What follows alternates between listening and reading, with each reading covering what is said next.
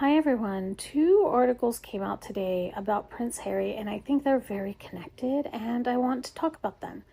He is reportedly lost, he's angry, and struggling to find a purpose, all while Meghan Markle is doubling down on her carefully curated career path. Two major headlines have dropped, one about his secret surprise venture, and the other about his growing emotional unraveling after what royal experts call an erratic year. So, in this video, we're going to connect those dots and ask the question, what happens when a man who gave up everything starts to realize he has nothing left? But before we begin, here's the intro. Welcome to Revealing the Narc. Join me as I highlight narcissistic traits in celebrities and public figures. Everything here is in my opinion and not professional advice. If you enjoy the analysis, please like and subscribe. Before I bring up those articles that paint Harry as a lost, passive figure, I want to be clear. I'm not saying that we should take every quote at face value or ignore Harry's own responsibility in how things have played out. But for the purpose of this video, I accepting the framing as it is because I want to zoom in on something specific. What happens psychologically to someone after they've spent years in a relationship with a controlling or narcissistic partner, especially one with a public-facing persona? When the relationship is emotionally imbalanced, when one person dominates the image, the voice, the direction, it's incredibly common for the other person to end up feeling exactly how these articles describe: aimless, scattered, angry, and unsure of who they are. Now that's what we're unpacking today, not to excuse Harry's decisions, but to examine what the aftermath of long-term narcissistic dynamics can actually look like in real time. The first article I want to talk about was in the Express yesterday. Actually, both of these articles are from the Express. One was published yesterday and one was published today. And actually, the order they were published in is pretty logical. The first one is titled Prince Harry Feeling Lost After Erratic Year with Meghan Markle. Prince Harry has nothing left, while Meghan has a clear career strategy ban. While Meghan Markle has a clear career strategy plan, according to royal experts. Well, I wouldn't go that far to say she has a clear career plan. I mean, just this week she talked about how she's likely not going to restock as ever, despite all of the efforts that she put in to get all of that launched. The article begins, it says, Prince Harry appeared to be lost after having an erratic year, while his wife Meghan carried on with her various endeavors. The Duke of Sussex has made a number of trips to promote causes he supports this year, with the latest one being in China to attend a summit for a sustainable travel initiative he founded in 2019, Travelist. Now, it is not lost on me the hypocrisy in this, that he's talking about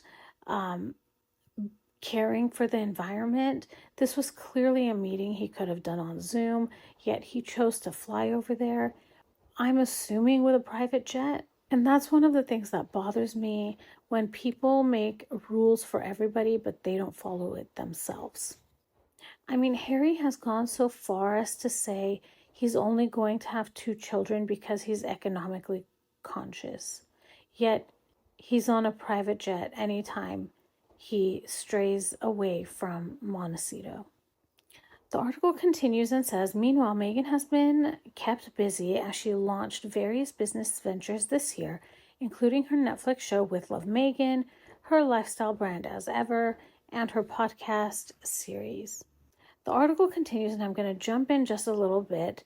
The journalist says, if you think about it critically, what else does Harry have left?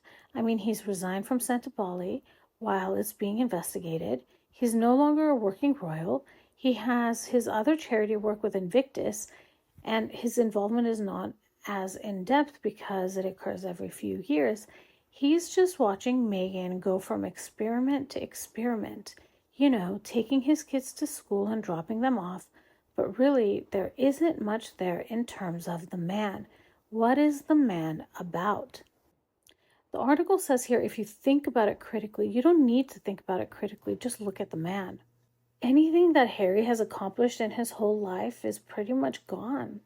Things that used to be important to him 10 years ago, he's barely making an impact in these areas. And then that's in complete contrast to what's going on with Meghan, albeit Meghan is not successful, but she's still trying to do these things. She's much more active in her ventures. I mean, just listen to how she talks about how much she works and she's so tired. She does so much stuff. So, to summarize this article, it's telling us what we already know. Harry, this has been going on for a while now, but if we look just at 2025, he's really lost the things that used to give him purpose.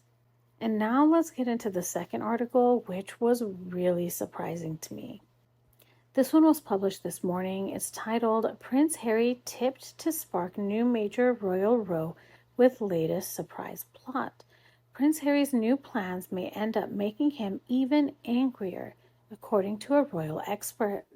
I'm going to just skim through the article. There's a line here that says, last week it was reported that the Duke of Sussex is plotting a surprise as he is seeking to find a new purpose with a major move taking place soon. And here's the bombshell. Harry will launch his own commercial venture in the next few months, and while concentrating on his Invictus Games Foundation at the same time. While there are no details on what the prince's new venture could be, a royal expert warned that it could be tricky and end up with Harry being even angrier. Before we move on, I want to ask you, what do you think these ventures could be? And I'm really doing this for comedic timing. So if you can think of funny yet appropriate things that can be put in the comment section, please share those with me. The article continues and says, royal commentator Jenny Bond told the Mirror, personally, I think this commercial route opens him up to all sorts of accusations of trading on his royal status, which would make him an even angrier young man than at the present. This is not something new. A couple of months ago, I was watching the footage of Harry and Meghan at the Lion King premiere.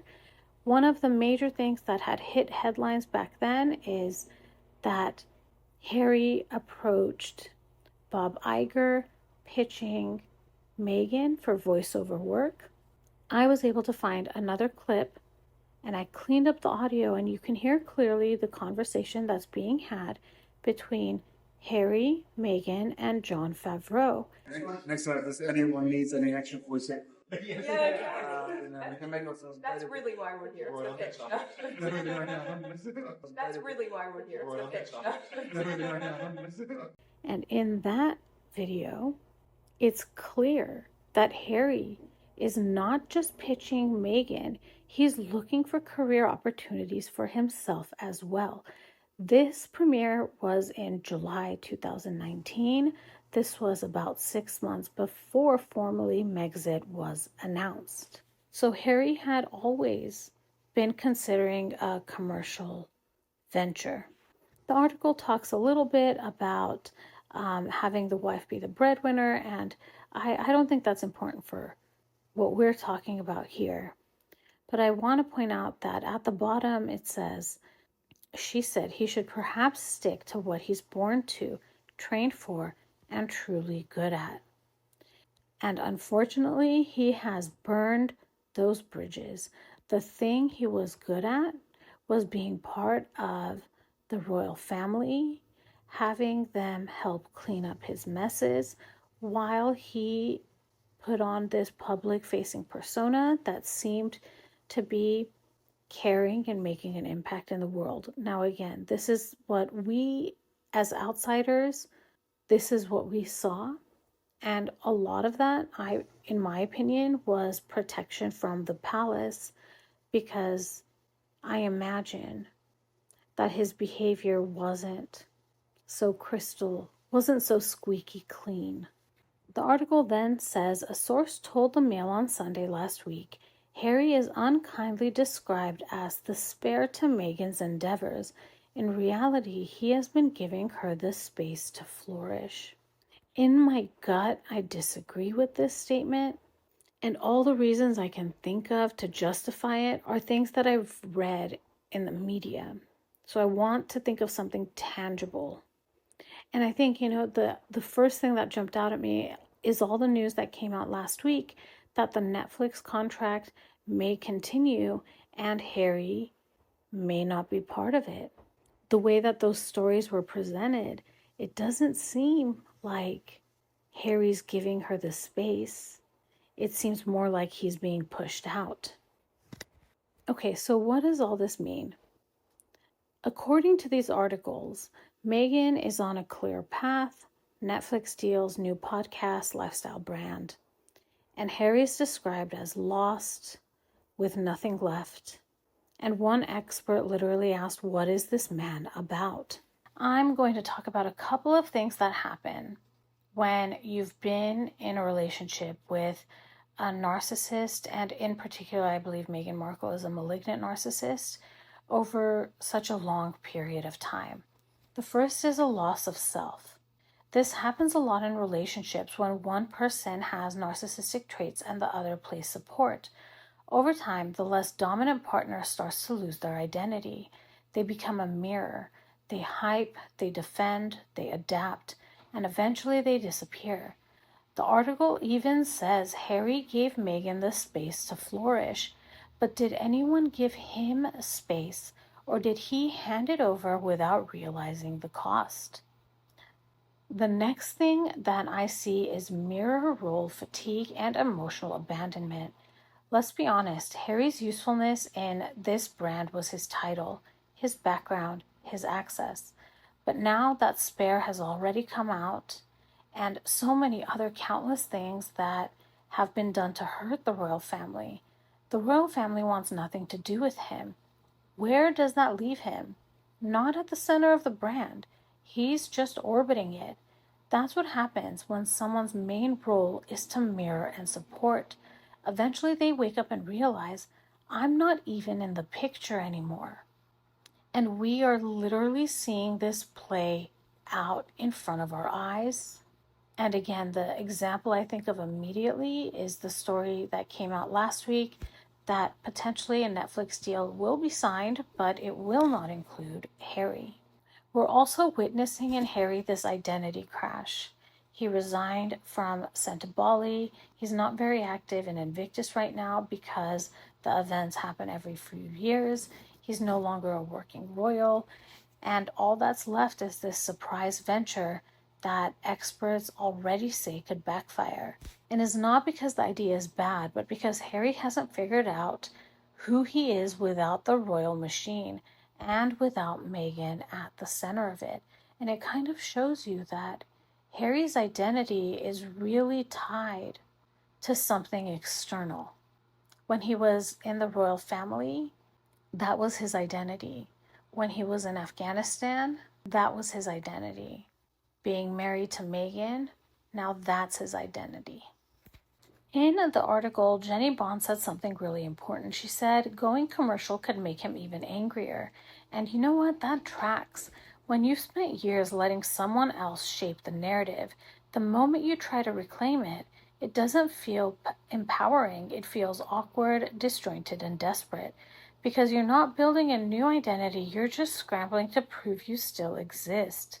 So is Harry truly reinventing himself, or is he stuck in a pattern of reacting to whatever Meghan does next?